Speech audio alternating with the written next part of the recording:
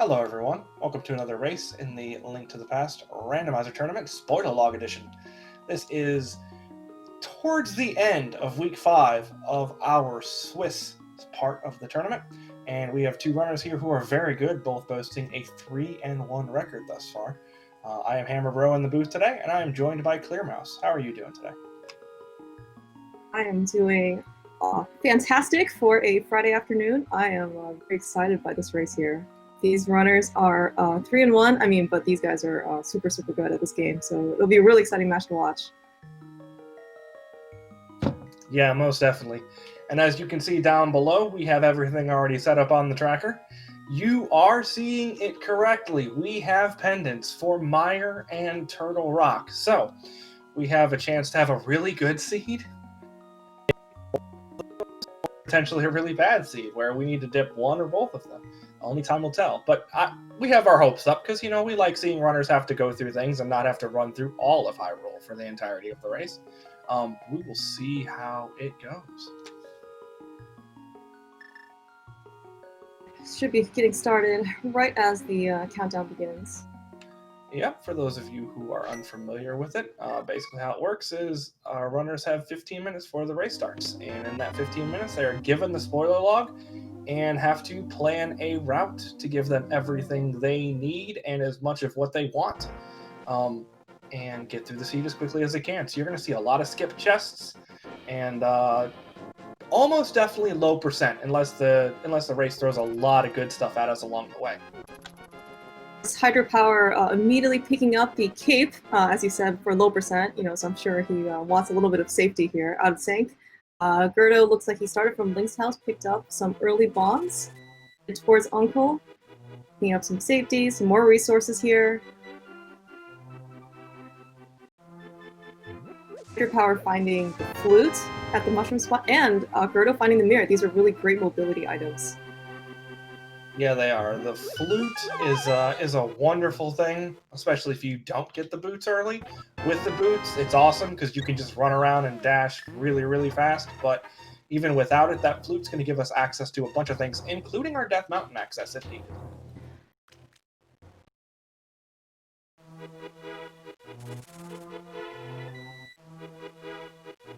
So it's like g3rd0 now is also headed to Lost Woods. Most likely will pick up his flute before heading off to Kakariko.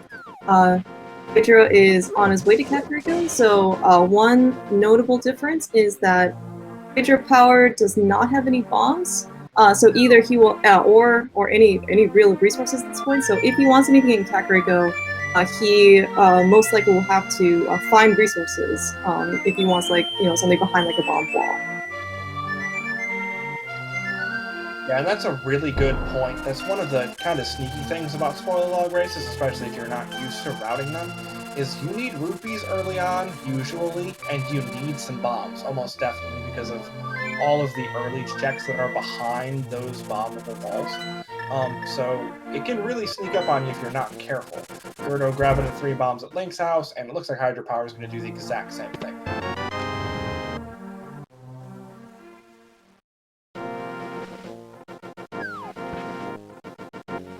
Looks like the only reason that we visited Kakariko so far, at least, is to activate that flute. Hydrapower is going towards Eastern. So this could be Sahasra's check, which he does have bombs for, or this could be a further venture into Eastern Palace itself. Yeah, and an interesting thing to point out here is that if Hydrapower does go into Eastern, we're not going to be able to clear it unless we have a bow either sitting here in Sahasra's hut, or a bow sitting in Eastern itself. Did you say something about a randomizer? Because I do know that the bow is the prize for Eastern Palace in the vanilla game. Yeah, it's in there, but because we've shuffled things around, there's no guarantee it's going to be in there again.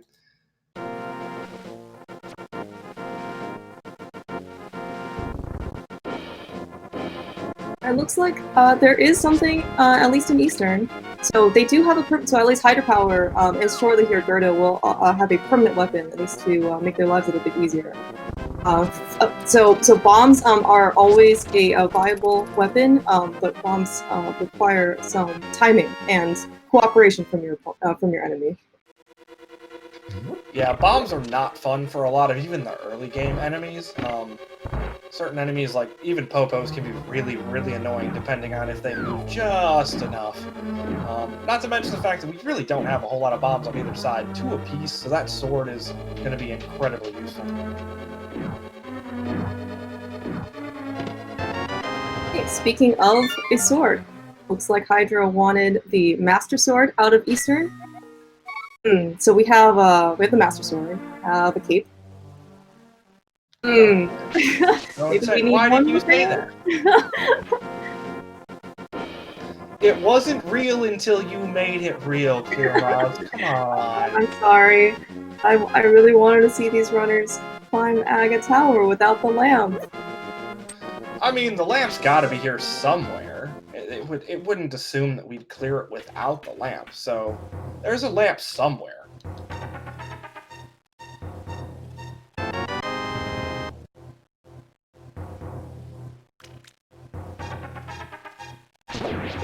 Hydrapower is somewhat retracing Gerdo steps, as Gerdo has already visited his uncle to get his mirror and the extra heart container.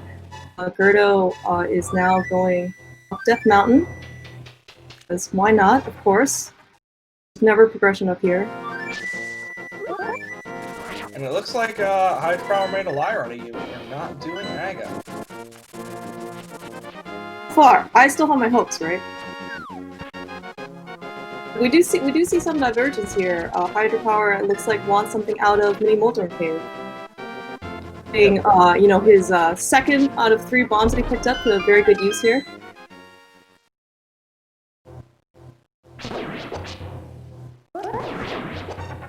Yeah, bombs seem to be coming at a premium thus far. Watch, as I say that, we're gonna have like 9 bombs in this cave. We will find the Uncle 10 bomb drop somewhere. So no hook shot means that Gerdo cannot do Harapot. So perhaps there's something on Moldrum himself. Alternatively, would be something in the big chest.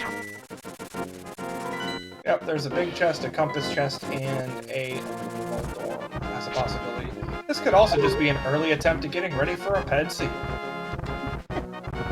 And that Hydrapower, as he knocked down the Dead Rock, man, I thought it was going to totally block him, but he managed to skirt by, like, just, you know, Link was able to fit just as well. I mean, that's all you need. You don't need any extra pixels, as long as you've just got enough for yourself. There's a very excellent bomb jump there to get the flippers out of Hera. Now, hold on. So, I can understand grabbing the flippers out of there, but there are very few things that our runners actually need the flippers for. Because, I mean, if it was, you know, Zora, then we could just... Well, first, we need a lot more money. Secondly, we can fake flipper, as Gerdo did without actually needing to fake flipper, but old habits are as they are. A fake flipper to real flipper. Okay, now my brain just got flipped. Right, so Gerdo wants something out of the Waterfall Fairy cave here. A very useful item. And so normally, sometimes you can see runners fake flippering, and then, you know, kind of like entering, you know, the Waterfall Fairy in a swim state, swim back out, and then go back in and get like a normal like walking state. So that trick actually does require the Moon Pearl, and since these runners both don't have the Moon Pearl, so you can fake flipper, but you can't get back to like Link's like normal states. Yeah, so they would not have been able to open the chests there in the Waterfall Cave. And with that being a requirement, what that shouts at me is that we have a Moon Pearl that's hiding behind the hook shot.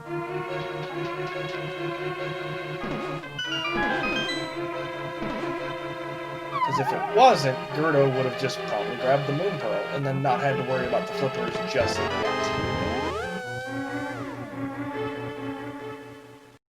You can see Gerdo picking up the entirety of Mini Moldrum Cave, taking a 100%, over 100% increase in groupies over Hydrapower Cave.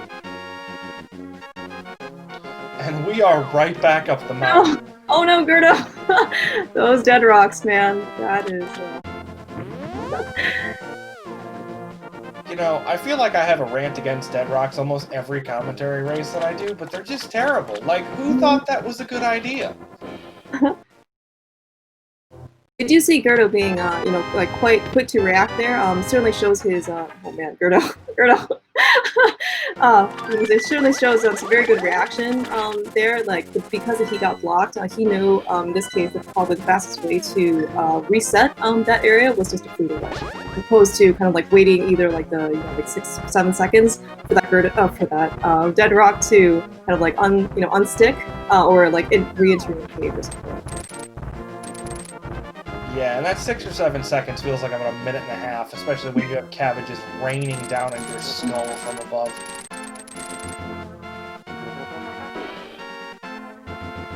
We'd just like to point out, both of our runners have been on the mountain twice now, and neither of them have given the uncle any love, or the old man any love whatsoever. So he is just still sitting in that dark cave.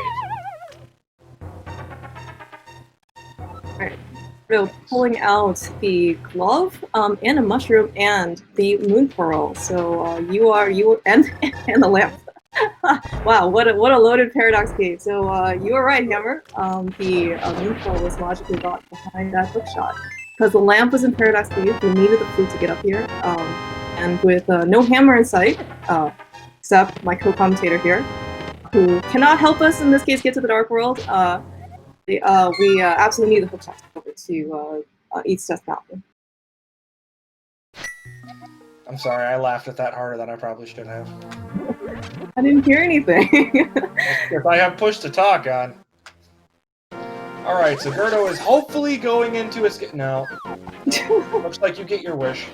I wanted dark Aga, not light Aga. I know these guys can do Aga Tower with the lamp. I mean, sure, but why would you make them do that in the dark? That's just mean. I mean, I'm on the entertainment viewership side. I'm not here to make necessarily these lives runners easier.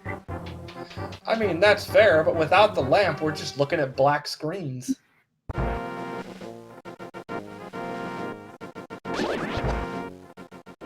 And Dark Aga's terrible. Dark Aga is certainly, I would say, probably less practiced than most other dark rooms for runners.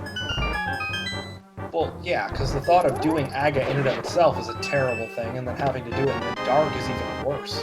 Why would you ever submit yourself to that? At least if you're doing, like, Dark Mire. Sure, that's difficult, but if you're doing Dark Mire, it's usually one of the later dungeons. You're getting there. You're moving in the direction of completing the seed. It feels good to do a Dark Mire. Doing Dark Aga is just terrible. You're like 11 minutes in, and you can't see anything, and you have to get through these dark rooms with holes and pits, and you don't have a whole lot of health. No, it's not fun.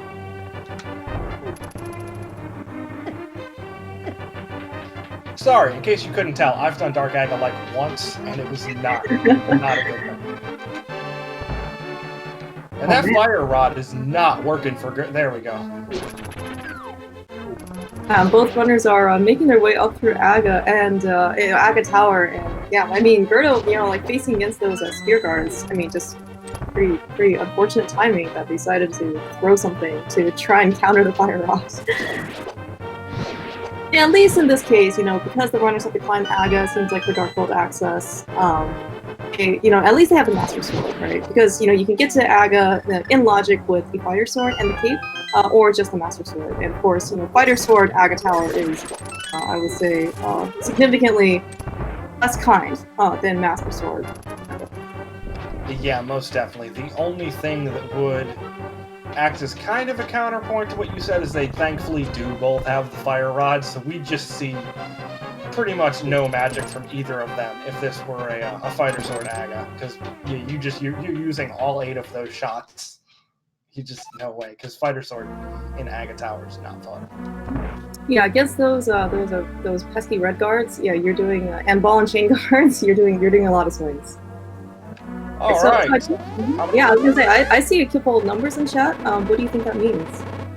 I think that we are anticipating the amount of years it's going to take to complete Aghanim. Years?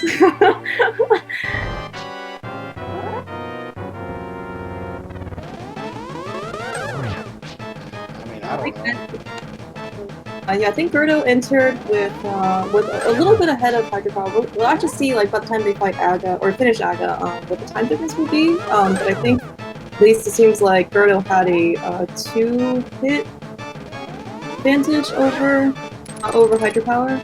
Certainly a very, very close race at this point. I mean, you know, leads change very, very easily in this spoiler log race. So this is really like not bad.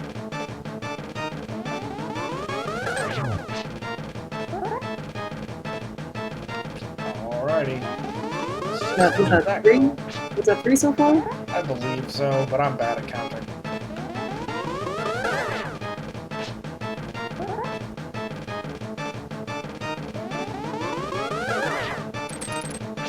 Relatively average, I would say, number of blue balls.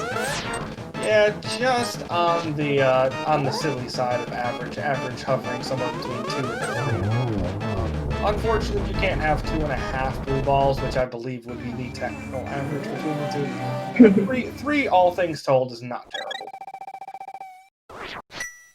And certainly, because and even though this is a randomizer,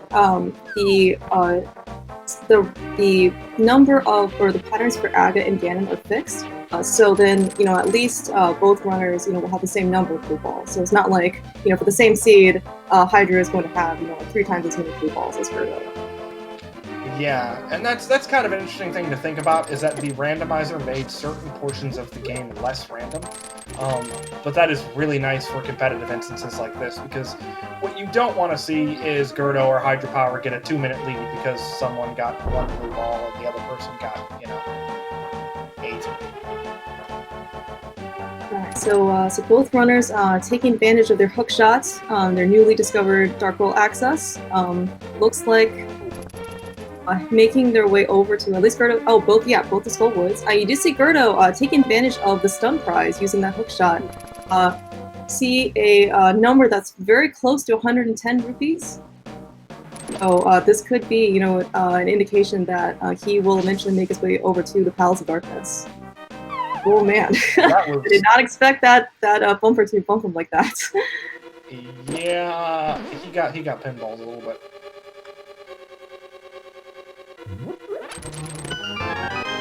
Well, gotta go fast. Grip power picking up probably, you know, a player's one of the highest rated items in the game, the boots.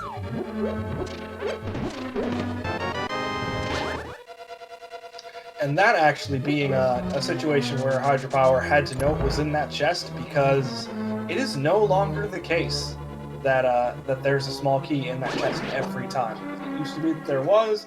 And then when they made a change to the version of it and a bunch of other stuff, there's no longer a small key there every time. Now, if you're doing stuff like Crossworld, there is a small key in there every time, but for the standard rando that we're doing here, no guarantees. So don't just drop down that hole assuming you're going to get a small key. You might have to save it for after.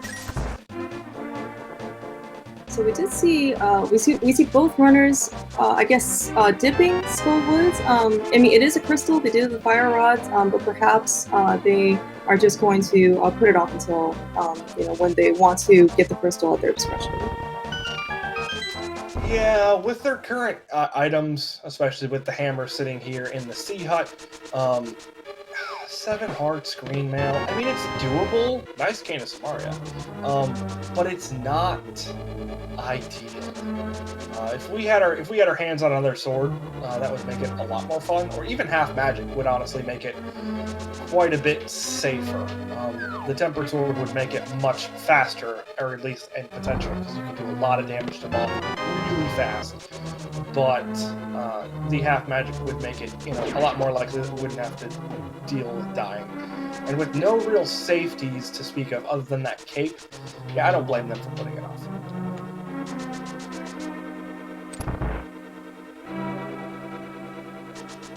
We had, as you mentioned, we've got Canis Mari here, and G3rd0 picked up the hammer, you know, in Village of Outcasts. Yeah, certainly this is because the hammer is here in Dark World, and I guess we haven't seen that other glove yet. Looks like Aghanim certainly was, at least so far, required for Dark World access. Yeah, that's true. We could technically see myths somewhere, and then just there be something sitting on the lumberjack tree that we're not familiar with right now. But right now, it does look like Agatha does.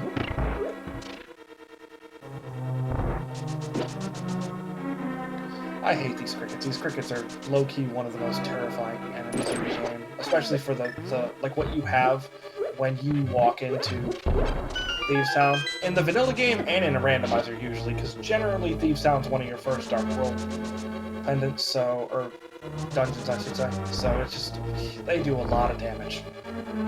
I would certainly say the fact that they because boots are boots, everyone wants them as soon as possible. But in this case, it works out even better for these runners. Having the boots to do Thieves Town is significantly faster and more enjoyable and safer to do with the boots than to do without the boots. Especially like in that upper or like where all the crickets are, it is so much better to dash through with a sword than to walk through and try and avoid those crickets. Yeah, that's a good point. Thieves Town is probably the biggest difference in terms of a single dungeon boots making it safer. Because without it, it's terrifying. And it's really, really bad when you don't have a hookshot either, because that hellway that they went through a little earlier ago can get really dicey depending on where the enemy RNG takes them.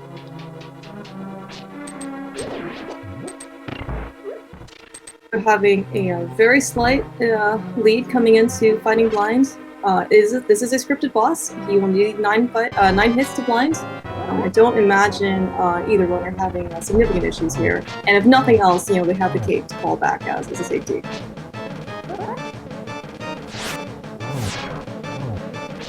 So far, I didn't fully say it, so okay. They're having a little bit of trouble getting that 8th hit in. Hydrapower having, pretty much perfect to my eye. They have skipped a couple frames here and there, and that's, of course, wonderful mitts. We love seeing the mitts there. At least they didn't have to open up the big chest, where the mitts would have been normally in the middle game. But this is just Blind being very efficient and considerate for them. I'll believe that. Never.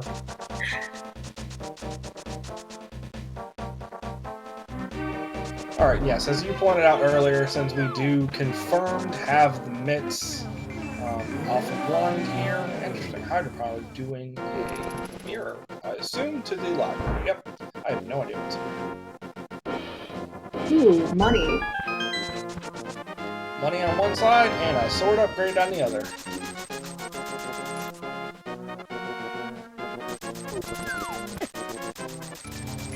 Yeah, that red. So after runners beat Aga 1, there are significantly more guards and faster guards and meaner guards that kind of go around Hyrule Castle, presumably because they are upset that their wizard friend is no longer with us. So we start to see that the red guard trying to make Hydrapower's life a little bit harder here once he was trying to get back into the Dark World. Kidding. So a complete and total divergence here. g3rd0 grabbing that tempered sword and heading straight up the mountain. Meanwhile, Hydrapower kind of hanging around here, grabbing powder, and also grabbed the 300 that was sitting on the library. Alright, so we're not going to do anything with that powder. So this is not a fetch quest requirement, I would presume, or else Hydrapower would have just turned it in right there. So powder just being used for safety, and powder is a wonderful safety when you only have 8 hearts. So not a bad call to grab that there. I assume Hydrapower is going to go ahead and grab this sword, and then we'll see if he heads up the mountain as well. Certainly, in the fact that none of these runners have a bottle so far, so that probably indicates that chances are Sick Kid doesn't have anything. But bottles are also very good safety to have. So just having that powder, can certainly buy him some more time and life.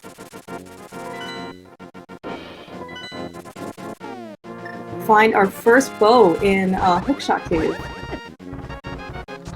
Okay, so for those of you keeping count, that is going to be 4 climbs up the mountain. So we're at 3 right now, and we're going to need at the minimum one more for GT. Just go up high. There we go. Gotta love hitboxes. But yeah, so we have already had 3 climbs up the mountain, and with different things required for each one, yeah, I'm pretty sure those 3 climbs were completely and totally required as 3 separate climbs.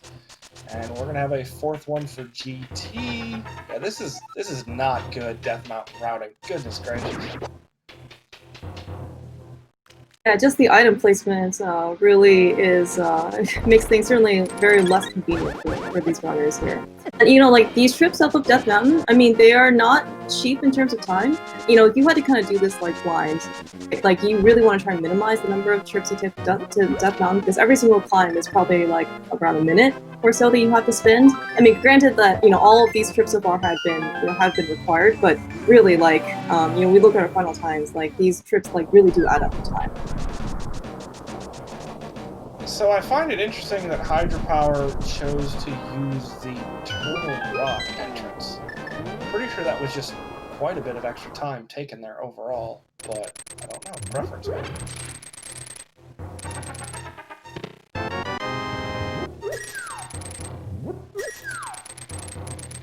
Meanwhile, g3rd0 is... We see g3rd0 in Swamp. Does have the hook shot. And he does have the Canis Maria, so in order if he's more comfortable doing a diver down with the cane, but certainly Swamp is a crystal, he has the ability to pull through this dungeon.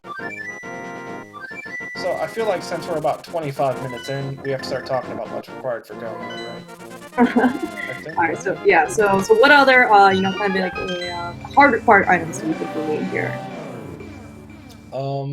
Nothing.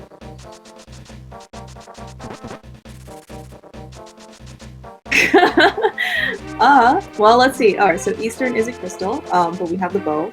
Desert is a crystal, but we have the flute, the mitts, and the mirror, so we can actually get into desert. We have the hammer and we have the bow for pod, hookshot, for swamp and flippers. We have the fire rod for skull woods, and you can get into ice palace. And also I have the fire rod to get past the freeze horse. So unless there's some, that is, and we have the boost just in case GT Big Key is on the torch. There we go. g3rd0 having a little bit of difficulty, but managing it after a little bit. And the divergence continues, since Hydrapower is going to be doing pod, and then I would presume going to go ahead and complete Eastern next.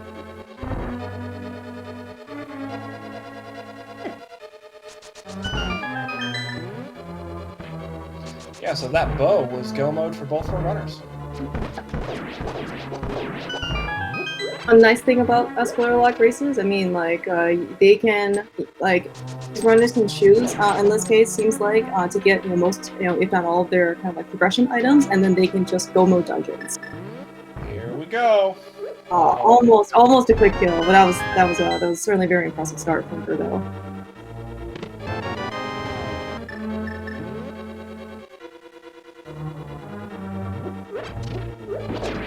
Nicely done.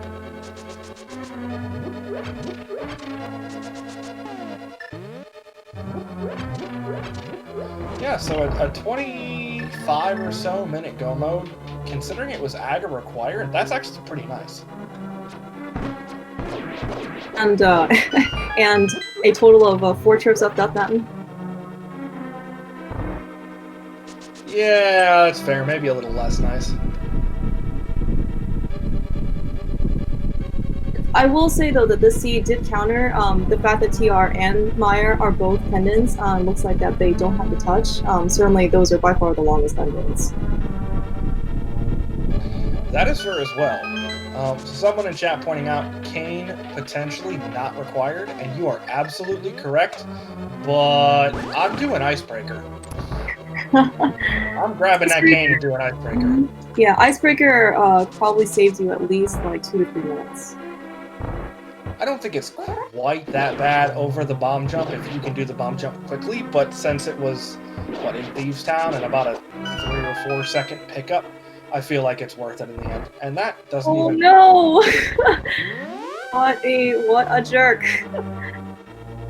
Yeah, those can get annoying. Thankfully, g3rd0 has enough money that it's okay. Even if not, the stun prize is big 20, so we would have been able to get the money even if the worst had occurred, but not having a whole lot extra at this point.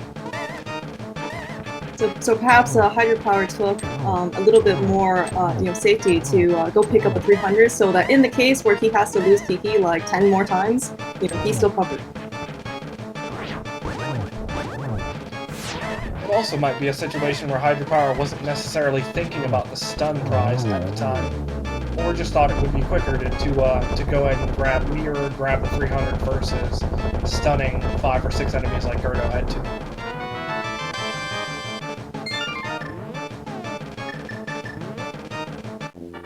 Certainly, one thing to know about the spoiler log is that it does include the stun prize, as well as like tree pulls in the spoiler log. So players certainly are more than welcome to use that information to their advantage. Now, of course, given that it is extra information, and sometimes when you're juggling 50 other things at once, it is just very easy to sometimes either have that as an oversight or just not even consider it to be like that. Yeah, especially when you're trying to figure out how many times you actually have to climb the mountain. And once that gets above 2, you start thinking, but do I really have to do it a 3rd time? Do I really have to do it a 4th time? And then that's one of those like little brain teasers that can mess with 1 or 2 minutes of your spoiler log time really quickly, because you just sit there scratching your head going, do I really want to do that? Certainly experienced runners for spoiler log races will know like what in this case they're willing to live with, just in terms of this is a valid path for me, I'm going to run with it, versus spending some more time potentially to try and optimize the results. So it is very much kind of like a risk versus reward thing, because you only really have 15 minutes to kind of study the spoiler log at large. Players certainly have access to the spoiler log during the run, but of course now you're actually playing the game and trying to execute well and play, so it can certainly be a little bit more distracting when you're looking through the spoiler log for more stuff. Yeah, and a lot of times our runners will be like, they won't fully plan stuff out, so a lot of things like dungeons will be kind of left to when they enter it. And obviously, depending on the route and depending on how good the runner is and how convoluted the route is, sometimes they can get away with routing dungeons, at least to some extent. But it's definitely not a situation where the runners can just go ahead and fully form their route and then put the spoiler log away and just focus on playing. You have to focus on super low percent running, as well as kind of glancing over at that spoiler log going, is there a heart over here? Is there something I could use and maybe help me out along the way? Or how do I want to route this dungeon? It's multitasking the whole way through.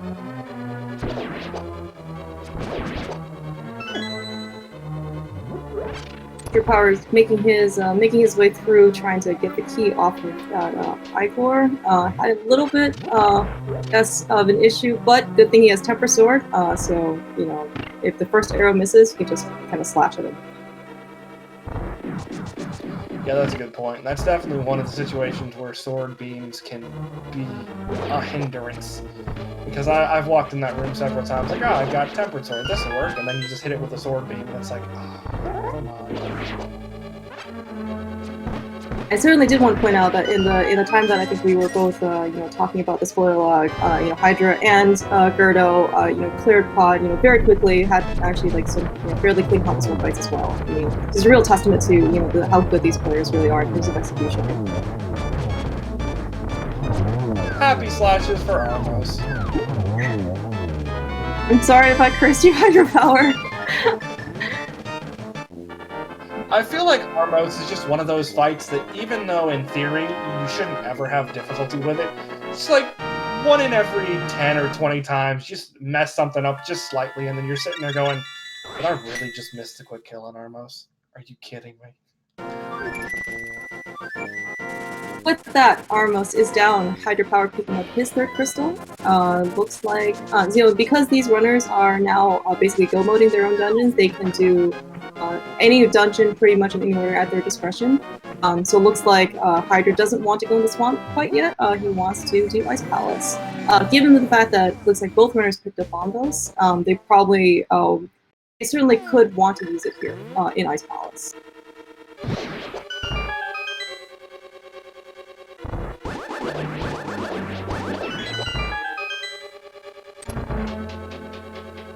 Given that both runners do have the King of Samaria, I certainly expect to see Icebreaker on both sides. Yeah, and that Cane of Samaria actually might be part of the reason that they grabbed Bombos. Because with that Cane of Samaria usage, at least once, and that's if you don't mess up Icebreaker at all, you're taking away a little more of that magic. And if there's something in the Freeze Orb chest that they want to grab, then that's a little more magic with the Fire Rod, so you just want to make sure that you don't need that full magic bar. Because our runners may not have it. And that's a terrible, terrible thing to do, especially when you don't have any way to refill that magic. Further emphasizing that these runners have no bottles, that they never picked anything up. Yeah, that's a good point. And given that neither of them did, I feel like the bottles were either, like, completely out of the way, or just useless in terms of what they had. Because, I mean, usually if there's a decent bottle somewhere along the way, even if it's somewhere kind of out of the way, like Hype Cave, one of the runners will usually grab it, and that just was not the case here. g3rd0 showing us quick kill on Armos, very, very well executed here, and picking up his 4th crystal. We will see where he decides to go next. So that's a French Vanilla Blue Mail. That is, that's a pretty good place for that, honestly, especially with the Cane of Samaria, because you literally walk right by that chest. How convenient that we find Blue Mail right before Cold Stare. It's almost like it was developer intended. Alright, so we're getting a little bit of a high five. Hydrapower is going to be heading out in just a moment, as g3rd0 is going to be heading in just a moment.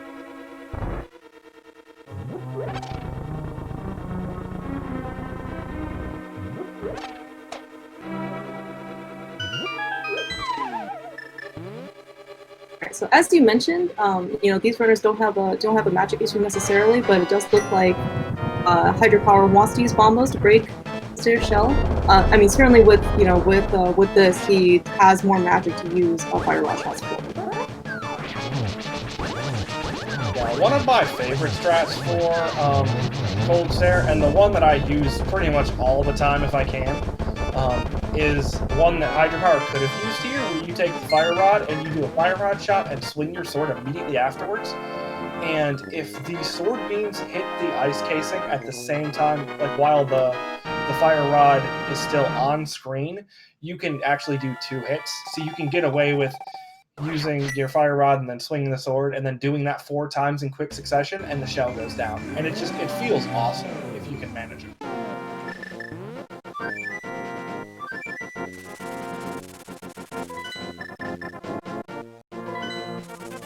g3rd0 having a little bit of difficulty. Now, it doesn't seem like he is out of the doorway. Yeah, he probably used Pop Buffering here. Certainly gets it. And you know, to your point, good thing they have Bombos. So I think with this magic, I think the 2 pots would not be enough. Plus, g3rd0 wants to pick up another key somewhere and go to the right room, like right before when you drop down to Cold Stare. He probably won't have enough magic for all 8 Fire Rod shots. Yeah, definitely won't. So g3rd0's 2 choices to this one would be Bombos or the strat that I mentioned before.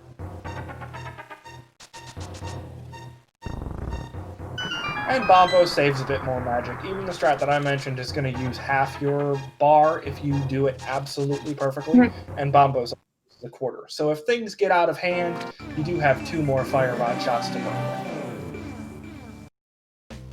So it looks like Hydrapower is going to do g3rd0's, I think, like first choice dungeon earlier, which is Swamp. I certainly imagine he's also just going to make very quick. Yep, Swamp is quick. Diver down is even quicker. Yeah, there is nothing in here to grab, so it's going to be quick in and out. For those in chat who are asking, this is Swiss, and basically how it works is you always play against people who have the same record as you. So right now, Hydropower and g3rd0 are sitting at 3-1, so they're playing each other. The winner of this match will play someone else who is 4-1 next week, and the loser of this match will play someone who's 3-2 next week. That being said, I do believe there are no official designated ties because, well, you wouldn't be able to play someone with the exact same record, and that just gets confusing. Fun fact, Hydrapower, I believe, had the only retimed match against g3rd0 earlier in this tournament. And he and Hydrapower came out on top after the retime. I'll have to watch that one. I don't think I saw that. Alright, so that is 5 Christos for g3rd0, and with the other 2 being Desert and Skullwoods, it's not going to take very much long. Both these runners had some very quick and clean cold start fights. So Hydrapower not feeling like doing diver down today. With nothing in those 2 flooded chests, it's not really that much of a time difference. If you want to grab those 2 flooded chests, then it definitely is quicker to do diver down. And it's quicker either way, but if you're not feeling super confident about getting it on the first or second try pretty quickly, then it's safer just to do this. And certainly, given that these runners have the boots, they can just make that hallway dash even faster.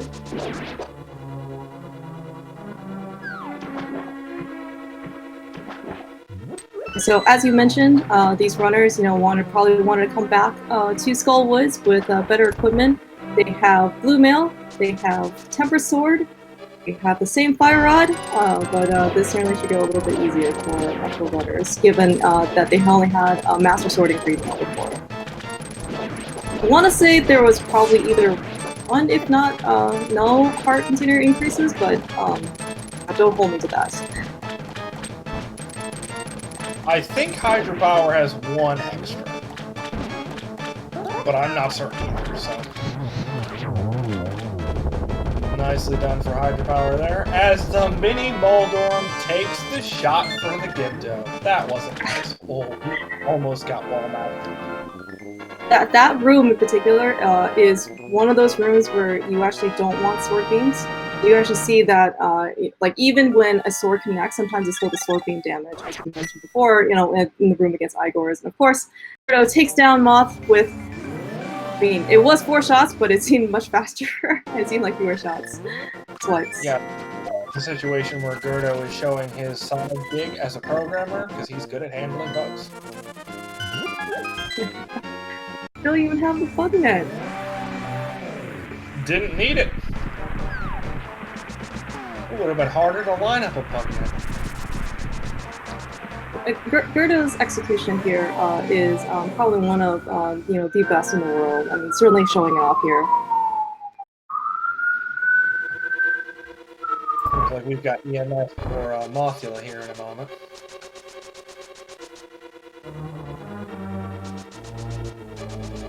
Alright, so both runners running into Desert at this point. g3rd0 a little bit behind, but having that Skullwoods clear on Hydrapower. So g3rd0 is actually slightly ahead, and with the big key on the torch, there's no extra required running around. We're just going to go grab the big key and head straight to the back.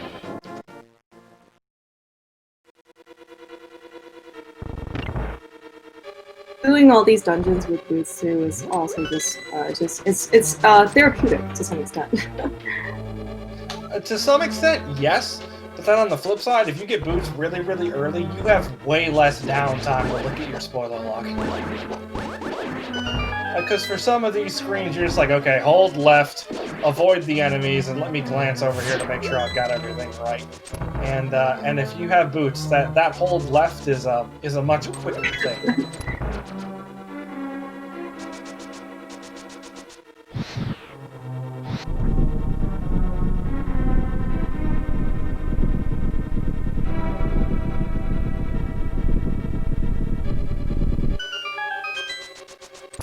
Alright, so speaking of fights that are going to go quite a bit easier than they should, Fire Rod and Tempered Sword makes this fight generally easier. Hydrapower, I'm sorry. I knew it as soon as I opened my mouth. You're going to get a short hop. That's still an early 2-cycle, though. Really good fight. Sometimes Moldor RNG is just not in your favor. New. Yeah, Landmo. I don't think g3rd0 is going to be able to do any better, honestly, with that short hop over with the second one, but we'll see. Yep, nope. I think you technically could do it, but you'd have to know that short hop was coming and time it really, really well.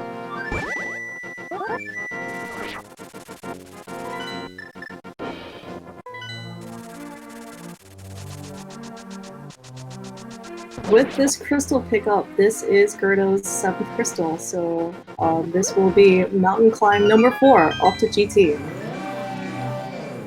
Mountain climb number 4, and we didn't even have to go into Turtle Rock? What is this seed? Well, you know, we did get to see the Turtle Rock Dark World entrance on Hydra side. That is a fair point. Alright, so for those of you who are unfamiliar, there are 22 chests in the basement of GT. One of them has the GT big key. Don't give me a number. Don't do it. Okay, no one's done it yet. Wow, you guys are getting better at that. We're not doing numbers today since our runners both know where the big key is. They're going to be skipping pretty much all the chests along the way there. Instead, go ahead and give me a location. And if the room has more than one chest in it, give me the specific chest where you think that GT big key is.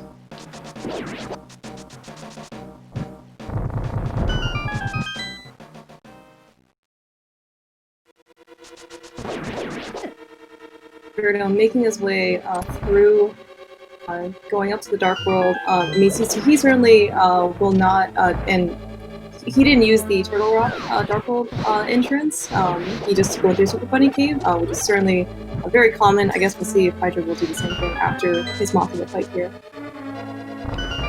While we are taking a moment here to watch g3rd0 do some dashing and watch Hydrapower get close to Mothula, shoutouts to our tracker, Velian, who completely ignored me when I said don't put numbers in chat.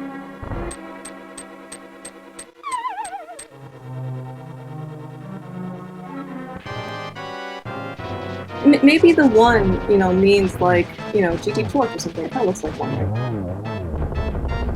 That's a fair point. If it's on the GT Torch, I'm gonna laugh. I don't actually look at the GT Big Key location just because it's fun. Alright, so for those of you who guessed Compass Room, I'm sorry, goodbye. Nope, just a heart. Which we're going to be grabbing because 7 hearts to 8 hearts is a nice one. Meanwhile, Hydrapower takes down Moth pretty quickly, so that is 7 crystals for him as well, and his 4th climb up to up the mountain, because that's the kind of race we're playing today. Although I guess I shouldn't be so mean to the seed, since even though it's the 4th climb, we're only at 46 minutes. We're picking up silvers and another heart container in Salfo's room. That is certainly a very nice pickup for Ganon, and it's assuming that it's on the left side, or you know, like further on, you know, the random room or like Pine Ice Farmers, because it's like pretty much along the way. It's a very fast pickup, so we'll save time later. Yeah, the silver save, I believe, about 40 seconds on Ganon himself, and that was definitely less than 40 seconds, so good call. And that they have to fight Lamo too. Again, if they can land 3 silver arrows on him, we don't have to worry about short hops. That is fair, but doing the doing that with that Medusa is not easy. It can be done. I believe in these runners. Uh-oh. Looks like we're getting the worst set of locations in the game. And yeah, Hydrapower did make use of that Turtle Rock portal again, so... I thought the other way was faster, but now I'm not sure. We did see g3rd0's completely skipping out on the rando route and taking a slightly less seam route. He didn't have to, you know, go specifically to that wall, so he didn't have to go through the exact same, like, tile warping that I think everyone's used to when they go to rando room. Of course, we find GT Big Key right before Armos. Alright, so Bob's chest. That's pretty nice. So shout outs to FFX Faith. I believe. If I'm saying that wrong, I am terribly sorry. But you guessed Bob's Chest correctly, so kudos to you.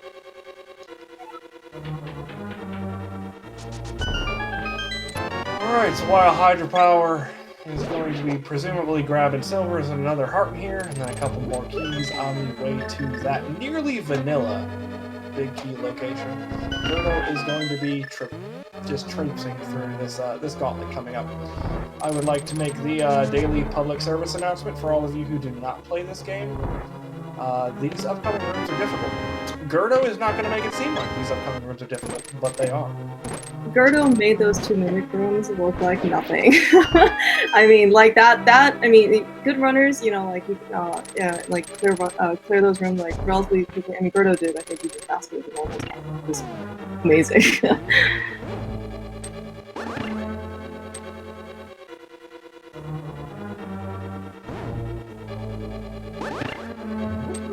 Alrighty, so while g3rd0 flies through this gauntlet, that wasn't even really good RNG. When that left-hand side Zyzax goes up, it's just not fun. But, yep, speaking of bad RNG, that one wasn't very playing terribly friendly either. But overall, so far so good. Just one more room, and then we get to deal with the Landmo 2. There we go.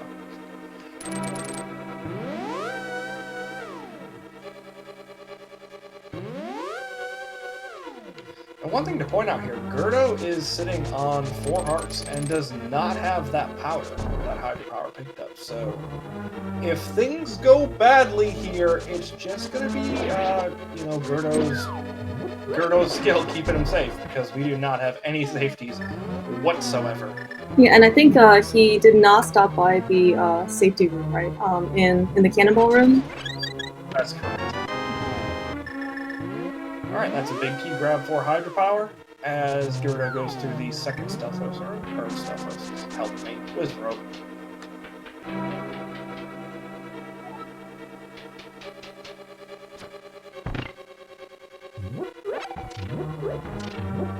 Alright, g3rd0 using the lamp here, most likely he does not want to take that extra magic refill in this room.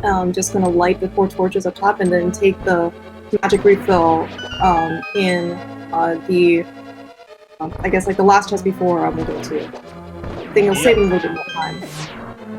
Yep, but the flip side, the thing that you have to be g3rd0, you don't have a key. I really hope there's a key in this chest. Oh, this is going to. Oh yeah, maybe. Oh, look at that. g3rd0 planned this. Okay. I was gonna say this almost could get time back to hydrapower here, but no, g3rd0's on top of things here. No, it wouldn't have been too bad, because g3rd0 did not kill the mini Helmosaur there with the keys. The worst case scenario would have been a backtrack through a couple rooms and then a quick murdering of a mini Helmosaur. But g3rd0 had everything under control. Hey, 50 rupees in the final chest. We are still sitting below 100. Alright, with that, it is time for everyone's favorite mathematics test. Here comes Agonometry.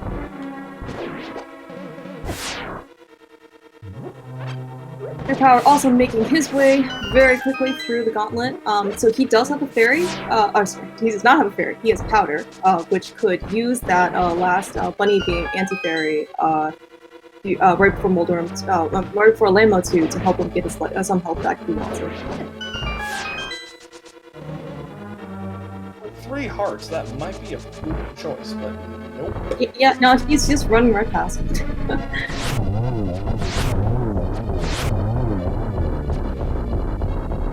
We're doing really nicely there with some terrible patterns. Mm-hmm. Probably was a little bit, looking for some revenge, given that he had to take down Agawon first. That's fair. You're actually making me see you twice this race. I don't like that. Alright, with that, time to go after the big. With Tempered and Silvers, this is going to be a pretty quick fight overall, depending on how many times our wonderful big friend wants to teleport. I am your father's brother's nephew's cousin's former roommate. What does that make us, you ask? I believe the officially correct answer for that is mortal enemies.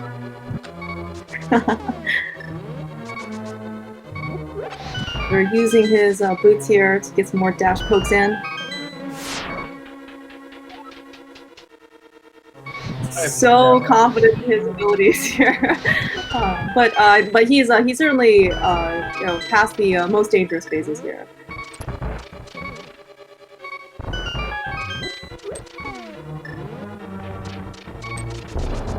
Whenever you're ready, Ganon. And yeah, Hydrapower, as you mentioned, is pulling out that powder. Go ahead and get a quick refill here, grabbing the same key that g3rd0 did, full refill of magic, and then in goes Moldor.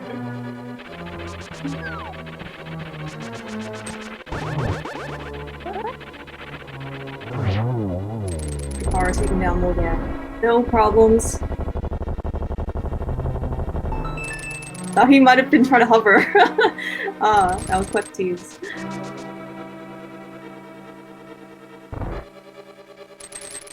Did g3rd0 think g3rd0 having silvers. That was kind of weird. He paused after the third hit, like he thought that Ganon was just gonna die, but silver regard. Alright, and with that we have a 1x3 that g3rd0 has to cross, and once he has done so, go ahead and get your GGs in chat. Finishing in first place with an official SRL time of 1 hour, 9 minutes, and 39 seconds. That time does include the spoiler log study time, which is why the timer on screen shows approximately 15 minutes less. Yeah, these patterns are terrible.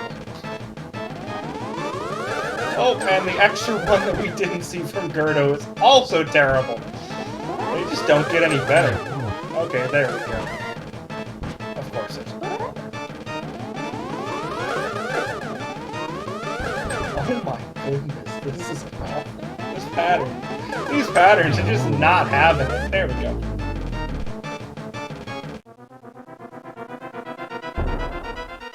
Certainly GG's to g3rd0 here. He ran a very, very excellent race. I'm not sure if there was any point where I thought that he even had like a hiccup or anything in execution. Routing was very solid. I mean, just really, very, very, very impressive to watch. Yep, and even with that that just awful Agate 2 fight, where the yeah, that was not fun. I really should have been paying more attention to how g3rd0 managed to 4-cycle that, because looking at the pattern from Hydrapower, I'm not sure how it was possible, honestly.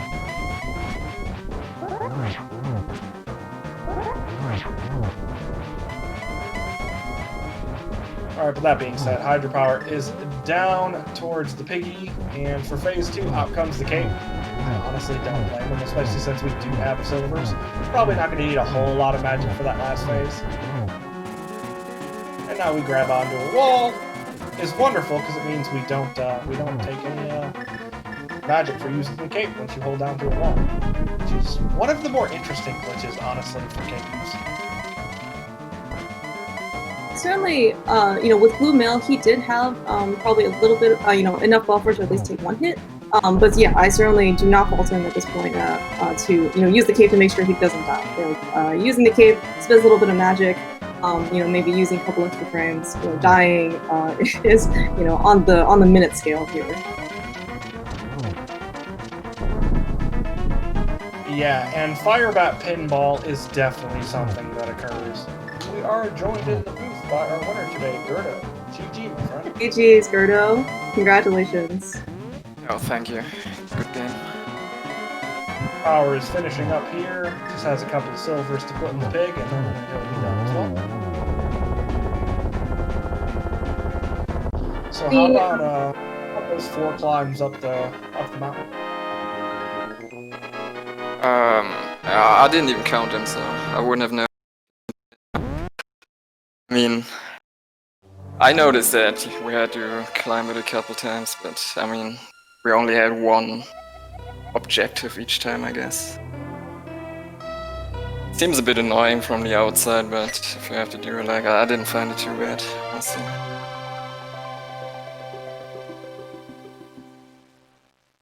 Do you have any initial thoughts when you were first going through the spoiler log and trying to find everything?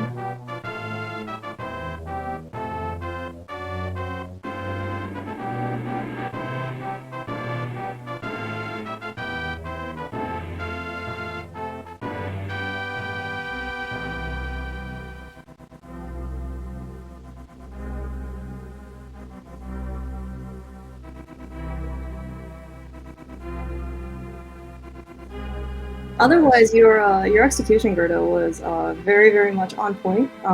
Very, very impressive show from from you. I mean, I think, like at least based on some of the previous runs I've seen from you, I think this was a better than average run for you. So really, great job. Yeah, thanks. My voice cut out earlier, so if I didn't answer anything, I'm sorry for that. But I caught the end of your compliments, so thanks for that. Yeah, from an execution standpoint, I feel like this was pretty okay for the most part. There were some parts. I think you did. Like the two glitches with the Maria, what are they called? Diver down and icebreaker. Both of those did not go so well because I haven't practiced those in forever. So, but other than that, I think it was fine. Yeah, I was gonna say, like, I mean, so like, I think that you did probably better than average, and then your response is, yeah, I think I did pretty okay. It's like, yeah, certainly understand difference of standards here. Yeah, and yeah, I think I didn't quite hear the response. Like when you first were looking through the seed, like what were your kind of initial impressions or thoughts? I mean, I found pretty quickly that we could do a lot of things and get most of the items before we even enter Dark World. Like we would set up for Aga pretty much and then would just do Aga and then just have to get like 2 or 3 things, which were pretty easy to get as well, to be in go mode really early. So Light World was pretty loaded, you could say. Yeah, I think there was a lot of stuff in Paradox Cave, and then also Village of Outcasts, I think, once you got to Dark World. Yeah. I didn't look at the keys really in Skullwards, which was why I got the big key, because I just knew where the boots were, but I wasn't sure where the keys were, so that was a bit of an oops. Should have looked at that closer, I guess, but other than that, there wasn't too much trouble passing through the Dark World part.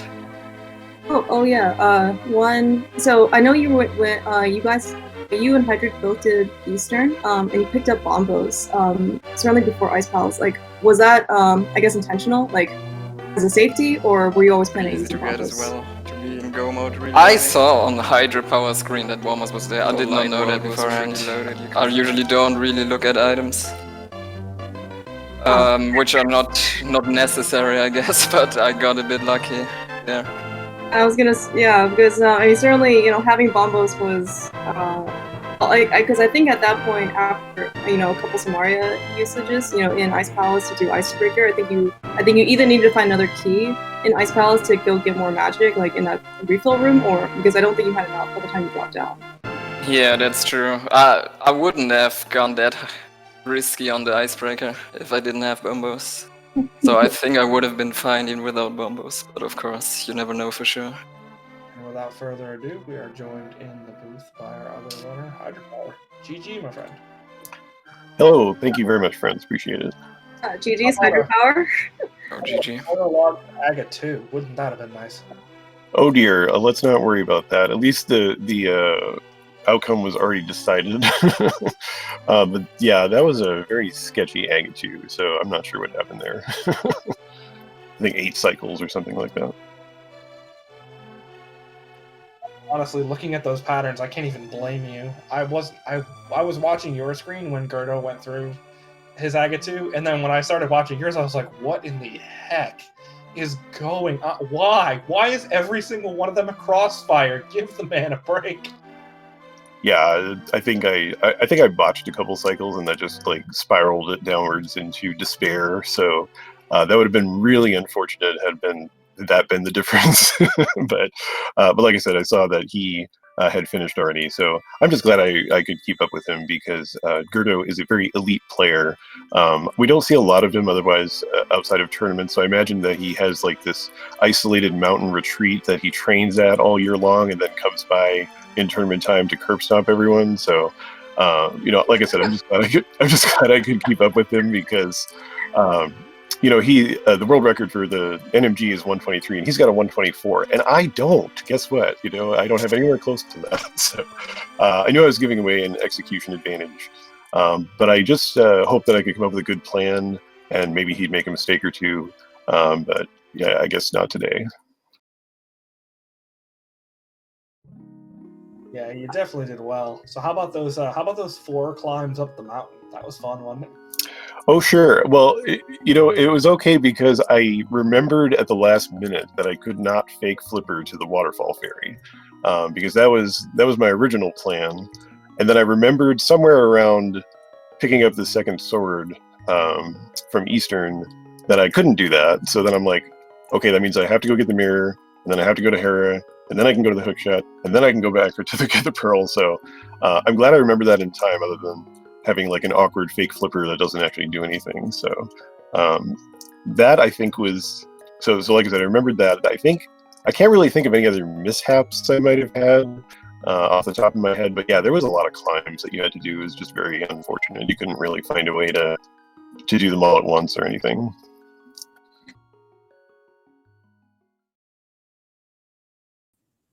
Yeah, that was something that I almost slipped up on myself when looking through the spoiler log. I'm like, oh, well, they'll be able to. Oh, wait, no, you won't. That's unfortunate. That's going to be an extra climb. And it's a lot easier to do that when I don't have to worry about planning a route, and I can just kind of vaguely figure out what to do in what order. Yeah, it was just unfortunate, and just it was one of those seeds that kind of drug you around all over the place. But then once you kind of got going, like once you got past Aga 2 or Aga 1, excuse me, and collected a couple other things, then you were kind of just in go mode. So it was a little strange, like, because it was kind of jet, but not not at the beginning. So I don't know. I guess we had some trouble taking off today, but yeah, it was an interesting seed for sure. Overall, it's not too bad of kind of a give and take. You didn't have to go into TR, you didn't have to go into Mire, but you had to climb the mountain 4 times. That seems like kind of a rando give and take sort of thing. Yeah, it's never quite as jet as it seems. There's always some wrinkle to it, but yeah, it was interesting that you didn't need any medallions. You didn't need to go through those longer dungeons at the end. It was like I said, it was set up to be a pretty fast one, and I got a sub-hour out of it, so that's pretty good. So. Yeah, I mean, yeah, just in terms of like your execution, you certainly, did very well. I mean, like this seed did not seem like, well, I guess it let you go in a lot of dungeons, but really to get all your progression items, yeah, you kind of had to like run around all over the place. And you say that you were just keeping up with g3rd0. You very much held your own. Like like this run, I certainly think was very impressive on yours. Well, thank you for those kind words there. I think I chose to make a couple decisions, and I don't know if these were bad or not. I feel like they were the right ones to make, but I chose to dive Eastern Palace for the second sword, and you didn't technically have to do that. And I also dove Skull for the boots, which I'm sure everybody would do, but then I didn't choose to continue on in Skull because I figured that wasn't really necessary either. And then because there were no easy bottles to find, I decided to take the time to get the powder just so that I would have something. And I think I got some pretty good use out of it. And obviously I went to get the third sword from K45 as well, because the other one I think was in the Pod Dark Maze, and Pod was set up to be like an extremely fast go, just go get the big key and go. So I didn't feel like I could waste the time doing that either. So yeah, there was a couple, I guess, of detours almost, or I guess sort of optional things. And I don't know if that made the time difference, or maybe it was just pure execution, but I feel like that was the way that I wanted to do it, so. Yeah, and so I think we also asked g3rd0 this question, but I guess I'm curious. So when you were in Eastern the second time, you decided to grab bombos. Certainly for Ice Palace, was that intentional? Like was it just kind of like a backup? Like, okay, just in case, like I have bombos like as a safety. Yeah, no, it was right there, and I think both Cold Stare and Vitreous are 2 bosses I feel like you have to plan ahead for. And I figured having bombos for Cold Stare would just make it a little safer, because he can get away from you if you screw up, and then with that low of hearts, things can go really poorly. And so I prefer to have the bombos, initial opening, and then you still have like 6 fire rod shots in case something goes wrong. But I managed to kind of keep him in the corner with the slashes, and then get it, a handful of fire rod shots off for the kill. So because it was right there, I decided to get it. So yeah, it was for that. Okay. Yeah, so I think that particular, I guess, I think when we asked Gerdo, I think he probably, I don't think he quite got the point where he realized Bombos was in Eastern, and I think at that point he was kind of like watching your run, and so he saw you pick up Bombos, and he picked up Bombos, and I think he ended up using he was a bit more aggressive, I think, using Kina Samaria during Icebreaker, so he actually ended up using Bombos, for real, whereas I think you used it because it was like it was your choice. Oh, yeah, that's interesting. So yeah, Ice Palace magic is very tight if you're going to use Icebreaker, and so you can really get yourself in trouble if you end up using too much and now you don't know what to do. So like I said, bottles were not in a good spot, so you just had to manage that appropriately. So but yeah, that's what it was for. Like I said, I tried to plan ahead for Cold Stare and Vitreous. I didn't have to plan ahead for Vitreous today, but in general, I figured that was the one thing I could take advantage of that was right on the path. So yeah, I mean, and I think just in terms of probably like time differences, you were maybe behind Gerdo by like 2 Aghanim shots, like by the time you guys kind of finished Aga, and then looking at your time difference is just a couple after, like you guys were both go-mining dungeons pretty much about the same time, and so like to be kind of like this close, right? It looks like a couple minutes, right? Is just really a testament to both you and Gerdo's like skill level here, like for this game. Yeah, thank you. I'll take it. Like I said, he's a really good player. He's one of the, I think, the handful that could go undefeated, although he ran into Kyong, who is the other one. So I don't know, someone was going to have to lose there. So I was just trying to keep up, and I think it went pretty well. It gives me a 3-2 record, which is not ideal, but at the start of this week, I had a really good tiebreaker, and so I'm probably gonna have to rely on that. So I have to root for. It's ironic, you have to root for everybody else that you've already played to win. So it's like, okay, yeah, you guys lose this week, but then win every other game. So it's gonna be pretty exciting. Which segue. I'm going to probably get some dinner here because I'm really hungry. But then I will be back for the 8:15 Eastern game on this very channel with Farame and Pickapals, which is the 4-0 game. So I have to root for Farame there. He's a cool dude anyway. I don't mind rooting for him. So I just want to say thank you guys for the commentary and all the volunteering that goes into this. And GG again to Gerdo, and we'll see you guys around soon. Cheers, Hydra. Thank you so much for racing. And as Hydra mentioned, we do have a super hype game coming up in about just under 2 hours now on this very channel. So go ahead and get yourself a snack, take a quick break, and get your butts back here because this upcoming race is going to be hype. 4-0, Pickapals versus Farame, as Hydrapower mentioned. Definitely take a seat and enjoy that one because that one's going to be fun. I believe that's all I've got. Shout outs to my co-com Clearmouse for helping me out in the booth. As always, it's a blast to com with you. Also, shout outs to our tracker, Velleity, who was pushing all the buttons. Pushing the buttons is hard, and it's a lot harder during a spoiler log race because, yeah, these items come in fast and furious, and we get to skip a bunch of stuff. So kudos for staying on top of that. Go ahead and follow SpeedGaming if you haven't already, and SpeedGaming 2 through 6. That is all I have, and I will be back in about an hour and 45 minutes in chat to watch that race. I will leave the last word to you, Clearmouse. I echo all your sentiments. Shout outs to Lady, our tracker, and SpeedGaming for allowing us to have the space to be restreamed. Certainly give SpeedGaming and SpeedGaming 2 through 6 a follow. Give our runners who put on an incredible clinic of execution for us. Gerdo and Hydrapower 78. Please give those guys a follow. Thank you so much, Hammer, for co-commenting with me. It was, as you said, always a blast.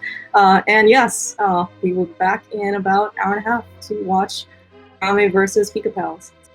Until then.